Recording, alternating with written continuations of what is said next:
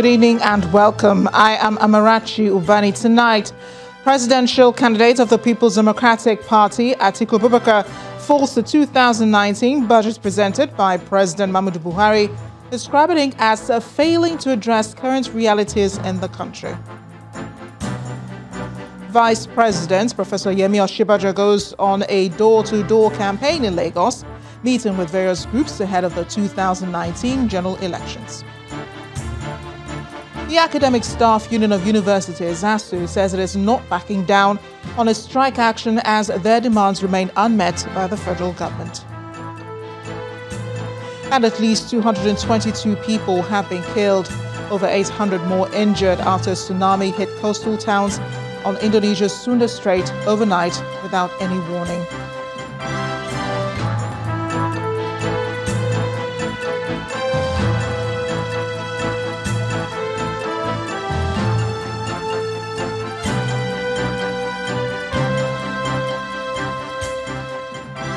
The presidential candidate of the People's Democratic Party, Atiku, has faulted the 2019 budget presented by President Muhammadu Buhari.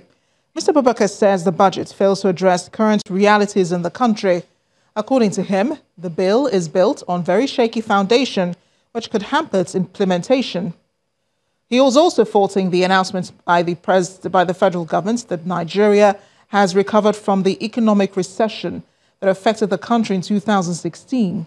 Mr. Abubakar insists the country is still far away from recovery. Part of a statement released by the former vice president reads, "As a sign of the weakness of the economy, the rate of unemployment has increased from 18.8% in 2017 to 23.1% in the third quarter of 2018. Today, close to 20 million people are unemployed compared to 7.2 million people in 2014. The PDP flag bearer also blames the recent ranking of Nigeria as 115th of 140th by the World Economic Forum on the poor performance of the economy. The Vice President, Professor Yemi Osinbajo, has taken his door-to-door campaign to the Hausa community in Agege local government area of Lagos State. The Vice President acknowledged cheers from the large crowd of APC supporters who received him before proceeding to the Shaky's palace for a closed-door meeting with the traditional ruler of the community. According to him, the essence of the door-to-door campaign is to directly reach the average Nigerian and know their plights in order to provide the necessary solution.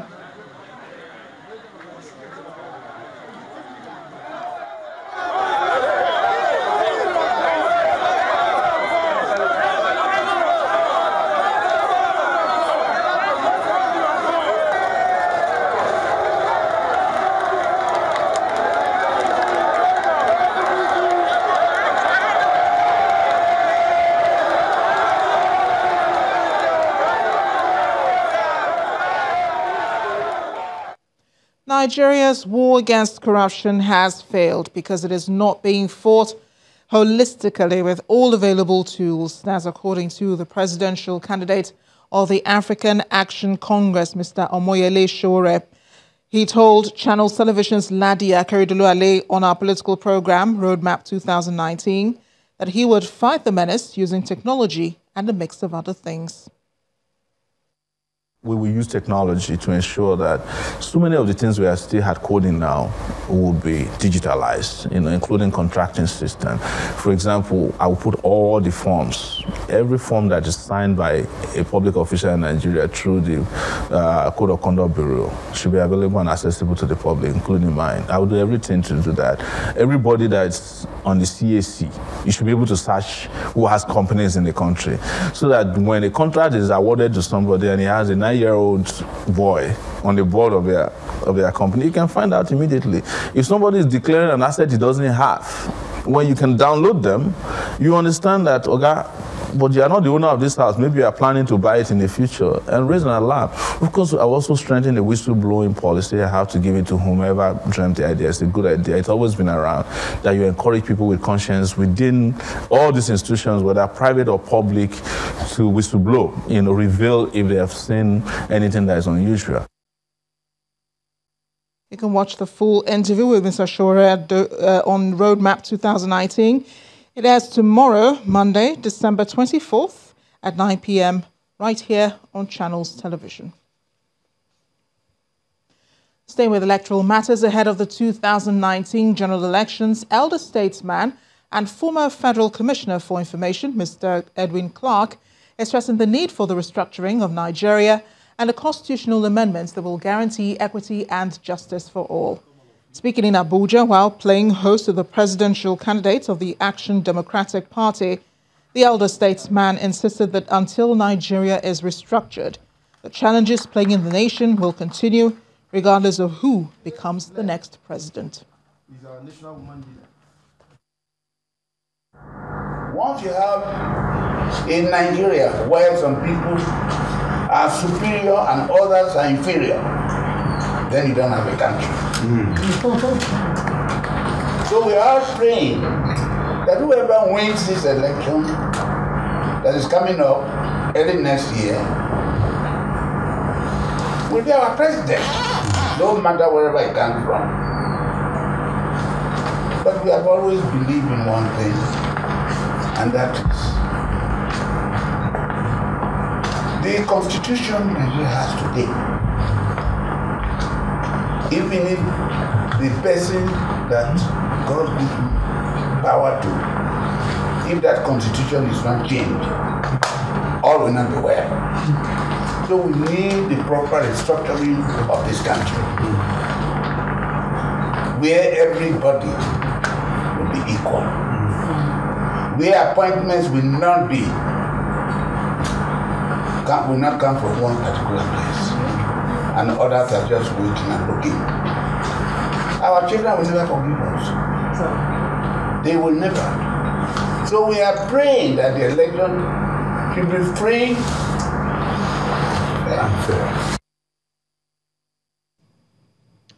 Resident Electoral Commissioner for Adamawa State, Kasim Gaidam, has commended political parties in the state for conducting issue-based campaigns with no reported incidences of violence. He offered the commendation during the signing of the peace accord by the 29 governorship candidates contesting the 2019 general elections in Yola, the Adamawa state capital. Alhaji Gaidam says without free, fair and credible elections, democracy cannot thrive in Nigeria. Towards peaceful elections, and as a follow-up to the peace accord signed by all presidential candidates in Abuja 2 weeks ago, the Independent National Electoral Commission in Adamawa State is organizing a similar exercise for governorship candidates.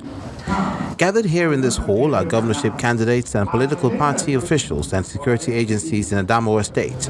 They're here at the behest of the Independent National Electoral Commission for a roundtable under the auspices of the Interagency Consultative Committee on Election Security. The Honorable Rep has presented. It's a meeting with the aim of emphasizing the need for free elections in Adamawa State in 2019 and to request the candidates to express their commitment by signing a peace accord. Tell us what will be here. The Commissioner of Police, Adamawa State Command, Abdullahi Yarima, assures the gathering of the unity among security agencies. I would like to assure everybody that the security agencies are united and they are willing. Not only willing, they are able. They are willing to carry everybody along for us to achieve a good, credible election by 2019. This is followed by the main event, which is the signing of the peace accord by the governorship candidates. We know that there's a reporting procedure. We know that everybody will be on his heels trying to do what is right. We are going to ensure that as much as possible we abide by it. We are going to also ensure that anywhere we see violations, we will report to the appropriate authority, believing and trusting that they will do what is right. It's historic and is a landmark towards sustaining the peace, unity and development of our state. Well, this is a very welcome development, And it is good that we have signed this agreement. It will give peaceful coexistence between the political parties and the electoral process. 13 out of the 29 governorship candidates were present to sign the accord, while 11 were represented, including the serving governor of Adamawa State, Mohammed Jibrilla. The Adamawa State Commissioner of Police applauded the politicians for conducting themselves in an orderly manner and warns that those involved in violence will not go unpunished.